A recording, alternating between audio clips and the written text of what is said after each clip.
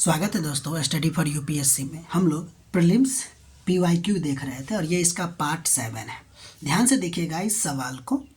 इसमें ना एक ग्राफ दिया गया है, औसत मासिक तापमान डिग्री सेल्सियस में दिया गया है और औसत मासिक वर्षा भी दिया गया है सेंटीमीटर में।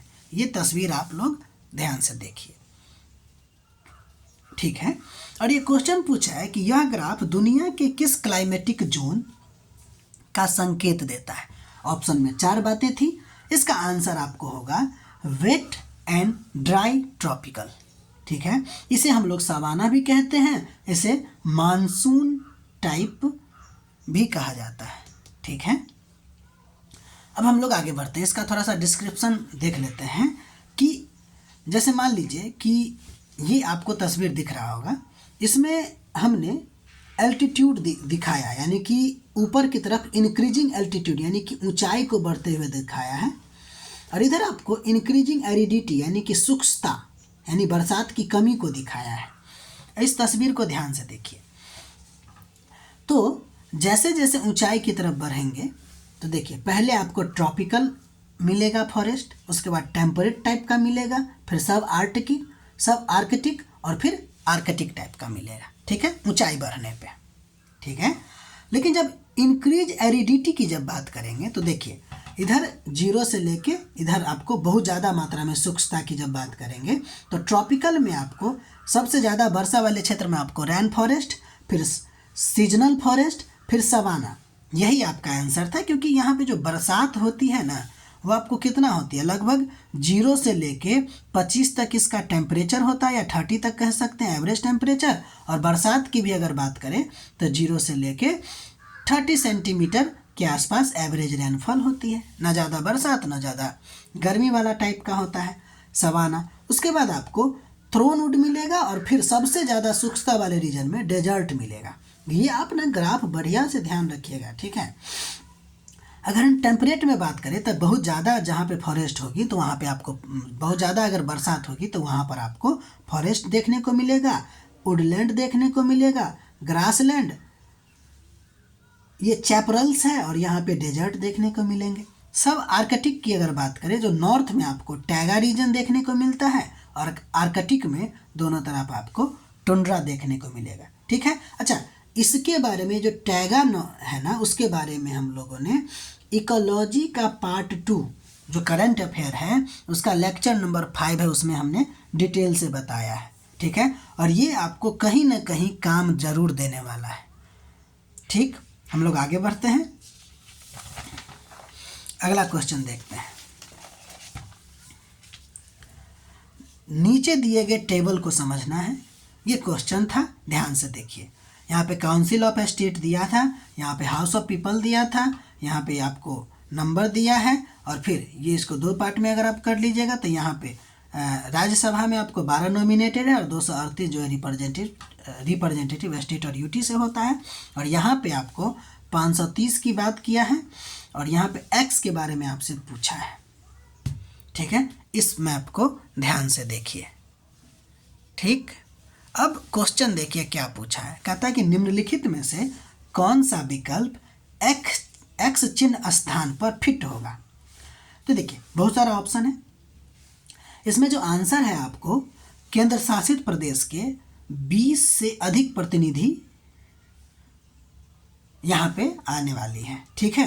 यहाँ पे क्या भराएगा, केंद्र शासित प्रदेश के 20 से अधिक प्रतिनिधि नहीं, यहाँ पे ध्यान दीजिएगा इस बात को, ठीक है। यहाँ पे क्या आएगा, यानी कि केंद्र शासित प्रदेश का 20 प्रतिनिधि के आसपास बात करता है, इससे ज़्यादा आपको इसमें नहीं आएंगे, ठीक है। अब यहाँ पे हम लोग इससे रिलेटेड कुछ फैक्ट देखते हैं कि संघ का विधानमंडल यानी संसद के बारे में बात करते हैं। देखिए आर्टिकल 79 के अनुसार भारत की संसद राष्ट्रपति, राज्यसभा और लोकसभा से मिलकर बनती है। ये आर्टिकल आपको ध्यान में रखना है। दूसरा, भारत की संसद कैसी है तो द्विसदनीय है। एक तो राज्यसभा जिसको काउंसिल ऑफ स्टेट कहते हैं, दूसरा लोकसभा जिसको हाउस ऑफ पीपल्स कहते हैं। दोनों को कुछ कुछ अन्य नाम से भी जाना जाता है। जैसे राज्यसभा की बात करें तो इसे उच्च सदन, द्वितीय सदन, अस्थाई सदन, संघीय सदन भी इसको कहते हैं। जबकि लोकसभा को निम्न सदन, प्रथम सदन, अस्थायी सदन, लोकप्रिय सदन भी कहा जाता है। अब हम लोग राज्यसभा से संबंधित तथ्य की बात करते हैं। ठीक है, तो ध्यान दीजिए, राज्यसभा के सदस्यों का जो निर्वाचन होता है वो अप्रत्यक्ष प्रणाली के द्वारा होता है, और इसका चुनाव विधि की अगर बात करेंगे तो आनुपातिक प्रतिनिधित्व, जिसको प्रोपोर्शनल रिप्रेजेंटेटिव प्रणाली कहते हैं, और उसमें भी आपको एकल संक्रमणीय मत पद्धति से होता है। ठीक, देखिए ये जो आपको दिख रहा है ना, इसको हमने video lecture UPSC prelims PYQ part 2 number जो होगा प्रीलिम्स वाला, उसमें आपको बहुत अच्छी तरीका से बताया गया, इसलिए हम यहाँ पे डिटेल नहीं बताएं। यहाँ बस आपको एक बात याद रखना है कि राज्यसभा के सदस्यों का जो निर्वाचन होता है वो अप्रत्यक्ष निर्वाचन विधि से आनुपातिक प्रतिनिधित्व प्रणाली के द्वारा एकल संक्रमणीय मत पद्धति के द्वारा होता है। ये ध्यान दीजिएगा, एक एक्स्ट्रा है कि प्रत्यक्ष निर्वाचन द्वारा की अगर बात करें तो प्रत्यक्ष निर्वाचन जो होता है उसमें सार्वभौम व्यक्ति मताधिकार की बात की गई है, जो आर्टिकल नंबर 336 में है। मूल संविधान में अगर हम बात करें व्यक्ति मताधिकार की तो 21 वर्ष हुआ करता था, उसको 61वां संविधान संशोधन 1989 के द्वारा 18 वर्ष कर दिया गया। ये आपके लिए एक्स्ट्रा फैक्ट है, ध्यान रखिएगा। अगला नंबर बात करते हैं कि राज्यसभा जो होता है वह अस्थाई सदन होता है, परमानेंट होता है, यह कभी भी भंग नहीं होती। ठीक, अगर हम इसके सदस्यों के कार्यकाल की बात करें तो 6 वर्ष होता है। हालांकि इसका 1/3 सदस्य जो होता है प्रत्येक दूसरे वर्ष अवकाश ग्रहण कर लेते हैं। ये बहुत ही इंपॉर्टेंट फैक्ट आपको बताया जा रहा है। ठीक है, अगला नंबर बात करेंगे, राज्यसभा में राज्यों को जनसंख्या के अनुपात में सीट का बंटवारा किया गया है। राज्यसभा में राज्यों को जो सीट मिला है वो जनसंख्या के अनुपात में मिला है, और इसका उल्लेख आपको 4थी अनुसूची में मिलता है। ठीक, अब हम राज्यसभा की बात कर लेते हैं। वहाँ जो प्रत्यक्ष निर्वाचन की बात किए थे उसको देखिए, लोकसभा के सदस्यों का निर्वाचन जो है प्रत्यक्ष निर्वाचन के द्वारा होता है।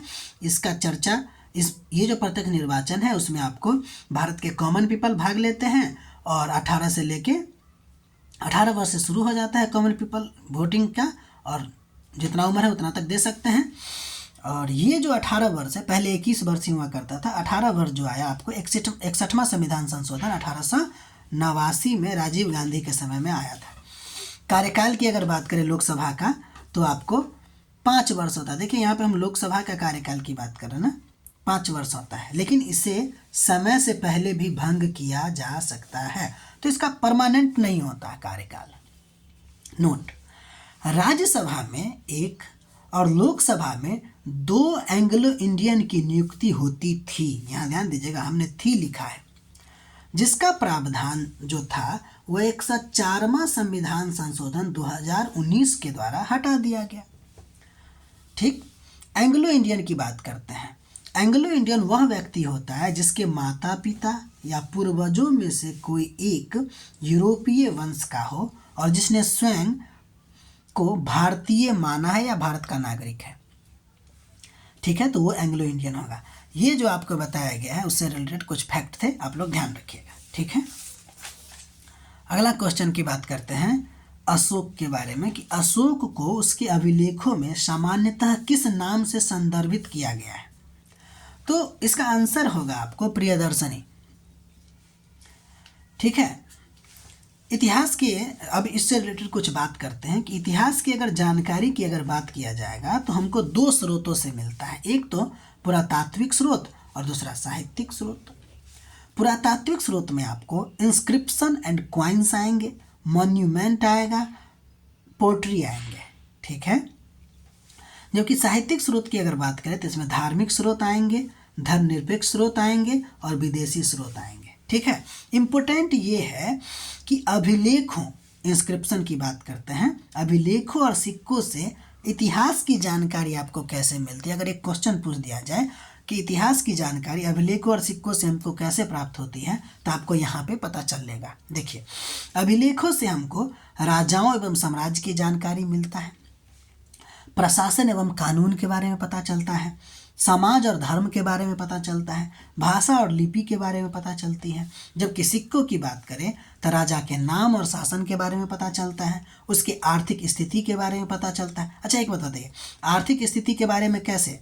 तो देखिए, अगर कोई सोने का सिक्का निकाल रहा है, कोई तांबे का निकाल रहा है, कोई शीशा का निकाल रहा है, तो आप क्या अंदाज़ा लगा सकते हैं कि जो सोने का सिक्का निकाल रहा है वो ज़्यादा अमीर राज्य होगा, और जो चांदी का तो उससे थोड़ा सा गरीब, और जो शीशे का निकाल रहा है यानी कि वहाँ पे चांदी की या फिर सोने की कमी है, और और जो राज्य है वो थोड़ा सा गरीब राज्य होगा। राजाओं के नाम के बारे में कैसे पता चलेगा? तो देखिए, किसी सिक्का पर ये लिखा होगा कि ये इस राजा के द्वारा जो है आपको मतलब निकाला गया, तो वहाँ राजा के नाम के बारे में पता चलेगा। जैसे रामगुप्त के बारे में आपको सिक्का से ही सिर्फ पता चलती है। व्यापार और संपर्क के बारे में पता चलेगा। अगर हमारी सिक्का फारस में मिलता है तो इससे हम क्या अंदाज़ा लगाएंगे, और फारस का सिक्का हमारे यहाँ मिलता है, जैसे आपको लोथल एक जगह है जहाँ से फारस का सिक्का मिलता है, इससे आपको क्या आइडिया लगेगा? इससे आपको आइडिया लगेगा कि व्यापार दोनों के बीच में होती थी। अगर ज़्यादा मात्रा में सिक्का मिल रहा है इसका मतलब क्या, उसी देश का सिक्का होगा, वह जो पार्ट है जहाँ पे मिल रहा है वो उस देश का पार्ट होगा। ठीक है ना। भारत का सिक्का अमेरिका में तो नहीं ना मिलेगा, मिलेगा कम मात्रा में मिलेगा। तो क्या अमेरिका भारत का पार्ट है? नहीं। लेकिन अगर आंध्र प्रदेश की बात करेंगे और अगर वहाँ पे खोदाई होगी तो भारत का सिक्का ज़्यादा मात्रा में मिलेगी। तो इसका मतलब क्या हुआ कि आंध्र प्रदेश भारत का पार्ट रहा होगा। कला और संस्कृति के बारे में पता चलता है। अगर कोई राजा बीना बजा रहा है और उस तस्वीर में आपको लिखा गुदा हुआ है तो हम लोग क्या कहेंगे? इससे हमको कला और संस्कृति के बारे में पता चलेगा, धार्मिक जानकारी मिलती है। तो ये सब आपको इतिहास लेखन में अभिलेख और सिक्का का से हम लोग इतिहास लेखन कर सकते हैं। ठीक है, तो ये आपको PYQ का पार्ट 7 था।